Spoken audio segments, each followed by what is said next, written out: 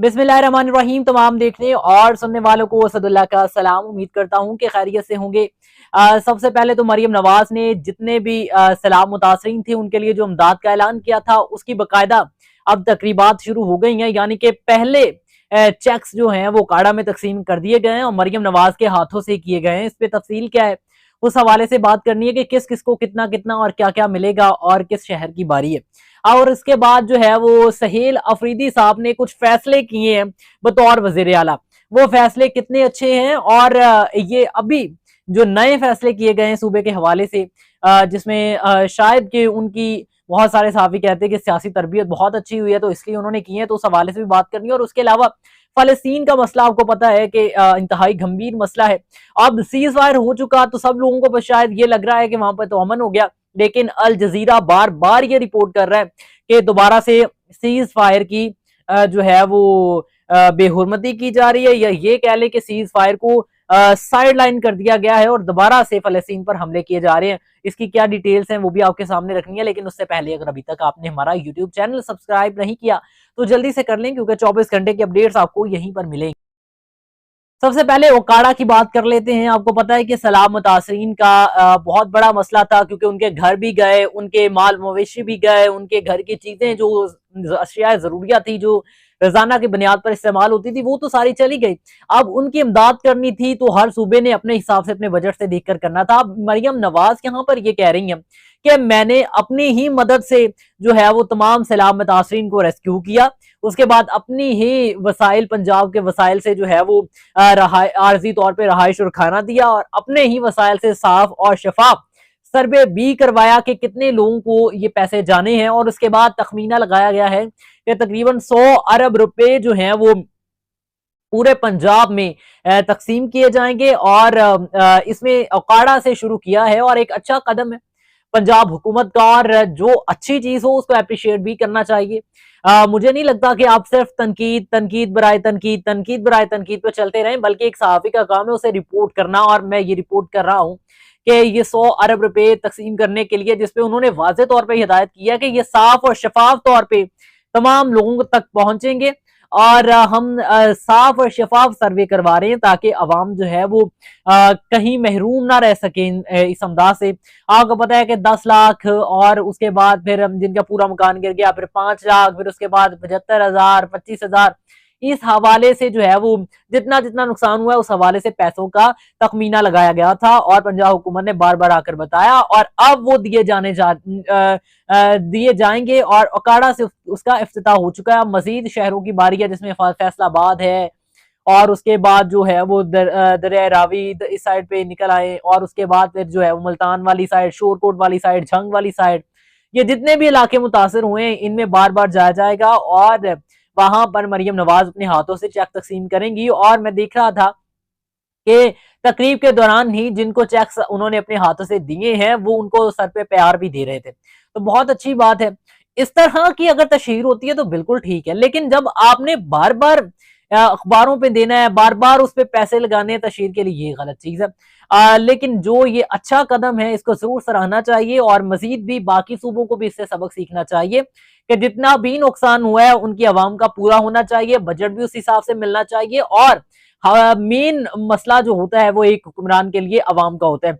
और अब मरियम नवाज की अच्छी तरह से जानती है कि उनका वोट बैंक कैसे बढ़ना है पंजाब में, और आगे फिर आपको पता है कि ये राहें यहाँ वजीर आला तक तो नहीं रहनी, ये राहें आगे बढ़नी है, और इन राहों को आगे बढ़ाने के लिए वोट बैंक का बढ़ना जरूरी है। ताकतवर होना एक सूबे में जरूरी है, और वो ताकत का इस्तेमाल भी कहीं किया जाता है तो कहीं पर जो है वो ताकत को बढ़ाने के लिए पैसों का इस्तेमाल भी किया जाता है। तो ये बहुत सारी चीजें हैं, लेकिन उम्मीद है कि ये साफ और शफाफ तरीके से आवाम तक पहुंचेंगे। सहेल अफरीदी साहब ने कुछ फैसले किए हैं। वो फैसले सबसे पहले तो उन्होंने सूबे की पुलिस के हवाले से किए हैं कि आईजी को ये हुक्म है कि मेरे सूबे की पुलिस को पंजाब की पुलिस जैसा ना बनाया जाए, किसी के खिलाफ इंतकामी या सियासी एफआईआर दर्ज नहीं की जाएगी। एक अच्छा फैसला होगा और एक जमहूरी फैसला होगा। देखें कि पंजाब में जो पुलिस है उसका रवैया, या पंजाब में जो पुलिस है उसकी जो इज्जत है, वो कुछ चंद एक जो काली भेड़े हैं इसमें मौजूद, उनकी वजह से इतनी खराब हो चुकी है कि लोग डरते हैं पुलिस स्टेशन में जाने से। हालांकि ये अवाम की खिदमत के लिए बनाए जाते हैं, लेकिन उसके बावजूद भी अवाम डरती है इनमें जाने से, क्योंकि उनको लगता है। अभी हालिया में एक वकार भिंडर टिकटॉकर है, उनकी बात जरूर करना चाहूंगा। उन्होंने बताया है कि मेरे ऊपर ये मामला चलता है, मैंने उनको कहा है कि साफ और शफाफ इंक्वायरी करें, मैं बार बार थाने में जाता भी हूँ, लेकिन उसके बावजूद एसएचओ जो है वो मुझे गालियां देता है माँ बहन की। मैंने उनको ये भी बोला कि आप मुझे माँ बहन की गालियां ना दे, आप मेरे ऊपर जो भी तफ्तीश बनती है वो आप जरूर करें, जो अगर मैं कसूरवार होता हूं तो मुझे सजा उसकी जरूर दें, लेकिन आप मुझे इस तरह से गालियां दे के ब्लैकमेल तो ना करें। तो ये मामला जो है वो हर तकरीबन थाने में फेस करने को मिलते हैं, लेकिन मेजोरिटी, कुछ चंद एक लोग काली भेड़े होती हैं, सारे पुलिस अफसरान भी काले भेड़े नहीं होती। सब पुलिस अफसरान या 5 उंगलियां एक बराबर नहीं होती। हम अगर कहें कि सारी पुलिस खराब है तो सारी नहीं है। जो चंद एक काली भेड़े, उनकी वजह से जो अच्छे पुलिस अफसरान है उनका नाम भी बदनाम हो रहा है। और उसके बाद उन्होंने कहा है जी कि वफाकी वजीर दाखिला मोहसन नकवी साहब ने उनको जो बुलेट प्रूफ गाड़ियां दी है, वो गाड़ियां जो है वो खस्ता हाल है, लिहाजा हम वो भी वापस करना जा रहे हैं। तो आपको पता है कि गाड़ियों के हवाले से जो है वो पैसे लगाए जाते हैं, और बुलेट प्रूफ गाड़ियां बड़ी बड़ी महंगी बनती हैं। अब यानी कि जितनी भी गाड़ियां होंगी, कोई 1 2 5 7 तो नहीं होंगी, ज्यादा ही होंगी ना, तो उसको वापस किया जाएगा। तो उस हवाले से फिर जो दोबारा वो रकम ली जाएगी उनसे बनाने के लिए, या फिर मामला आगे चलते तो वो भी पैसा अवाम के टैक्स के पैसों में से लगना है, और वो भी काफी ज्यादा पैसे बन जाएंगे। कोई लाखों की गेम नहीं है, करोड़ों अरबों की गेम है।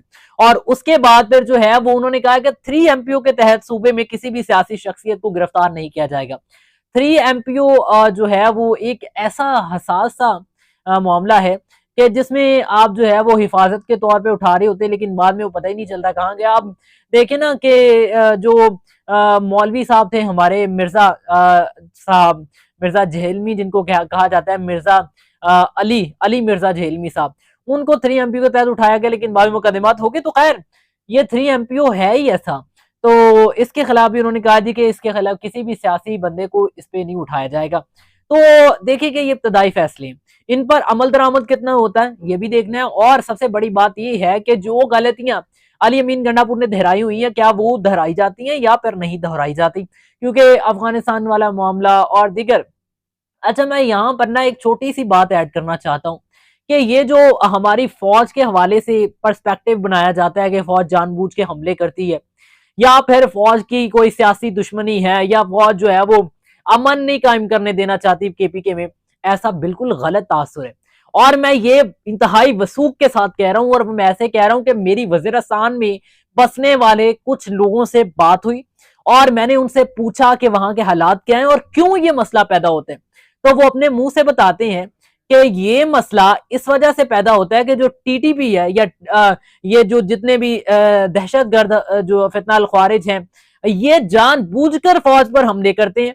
और वो अवाम वो कहते हैं जी कि हम ये नहीं कहते कि फौज गलत है, या हम ये नहीं कहते कि टीटीपी, हम कहते हैं कि दोनों की वजह से नुकसान अवाम का होता है। वहां पे अवाम को वसाइल नहीं मिल रहे, अवाम की जानो माल का तहफुज नहीं है, अवाम को सख्तियां झेलनी पड़ती हैं वहां पे।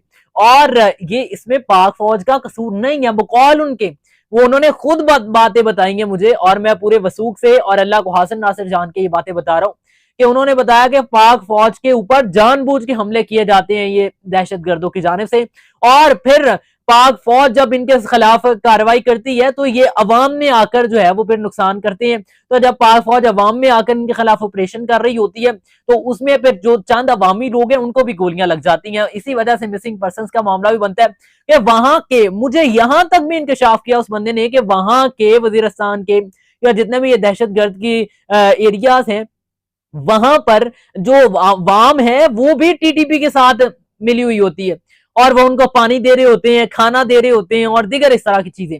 तो जब ये होगा तो सिक्योरिटी चेकअप तो होगा वहां पे फौज की जानिब से। तो हम ऐसे नहीं कह सकते कि फौज वहां पे गलत है और फौज जानबूझ के वहां पर हमले कर रही है या दहशतगर्दी को के खिलाफ जो है वो लड़ रही है, ऐसा नहीं है। पाक फौज के ऊपर जब ये इस तरह का किया जाएगा तो क्या आप ये सोचते हैं कि एक मसल्ले अफवाज जो है जो बाहर वाले लोगों से लड़ती है, और जब इनर साइड पे दहशतगर्दी आएगी तो वो चुप रहेंगे और अपने ऊपर दहशतगर्दी सहते रहेंगे? वो तो दहशतगर्दी के खिलाफ रिएक्शन तो जरूर देंगे ना।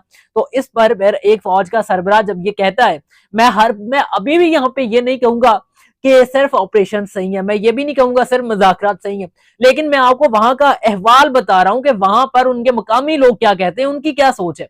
और बिल्कुल मैंने अल्लाह को हाजिर नाजिर जान के आपके सामने रखी है। तो खैर ये मामला इस वक्त केपीके के हवाले से हैं। और उसके अलावा आपको पता है कि फलस्तीन में सीज फायर हुआ, डोनाल्ड ट्रंप ने कहा थी कि मैं आऊंगा दरमियान में और ये मामला रुक जाएगा और आपस में कैदी एक दूसरे को दे दिए जाएंगे, अब जो है वो जंग बंदी मुस्तकिल हो जाएगी। लेकिन मैं अभी रिपोर्ट्स चला रहा हूं बाकायदा सबूत के साथ जो अल जजीरा ने की है। सबसे पहली रिपोर्ट देखी है जिसमें उसने कहा है कि सीज फायर की खिलाफ वर्जी, इसराइल के फलस्तीन में 20 मकामात पर फजाई हमले, फलस्तीनी पहुंचने वाली जो अमदाद थी उसको भी रोक दिया गया। अब दूसरी पोस्ट देखिएगा जिसमें उसने कहा कि अब तक हमलों में 97 लोग शहीद हो गए, 230 से ज्यादा जख्मी हुए, 80 से ज्यादा दफा जो है वो सीज फायर की खिलाफ वर्जियां की गई हैं। तो मेरा मौकफ यहां पर फलस्तीन और इसराइल के इशू को लेकर डिफरेंट है। मुझे लगता है कि ये हम इनकी जुबान पे कभी भी एतबार नहीं कर सकते। वो इस तरह से लगता है कि इनका मासी उठाकर देखे ना आप किस तरह से घुसे ये फलस्तीन में, जिसमें मेरे कायद मोहतरम कायद आजम मोहम्मद अली जना ने ये कहा, खत लिखा ट्रूमैन सदर को 1948 में कि हम इनके खिलाफ नहीं है, हम इस चीज के खिलाफ हैं कि फलस्तीन के ऊपर मसलत होना चाहते हैं। और हम ऐसे कैसे किसी रियासत पे, आजादाना रियासत पे जो काम कर रही है, जो मुसलमानों की रियासत, हम उस पर मुसलत होने दें इन लोगों को, तो ऐसा बिल्कुल गलत है। और उसके बाद दूसरी चीज ये है कि वहां पर कितनी दफा इस डोनाल्ड ट्रंप ने कहा कि मैं सीज फायर करवाने जा रहा हूं, वो सीज फायर 2-2 महीने का ये कहता था, तो वो 1 महीना भी नहीं चलता था और दोबारा से फलस्तीन पर हमले होते थे। अब एक ही मज़ाहमती तहरीक थी वहां पे हमास, उसको गैर मसले किया गया, तो अब इसके नताइज तो भुगतने पड़ेंगे। लेकिन ये इतलात जजीरा दे रहा है, अल जजीरा।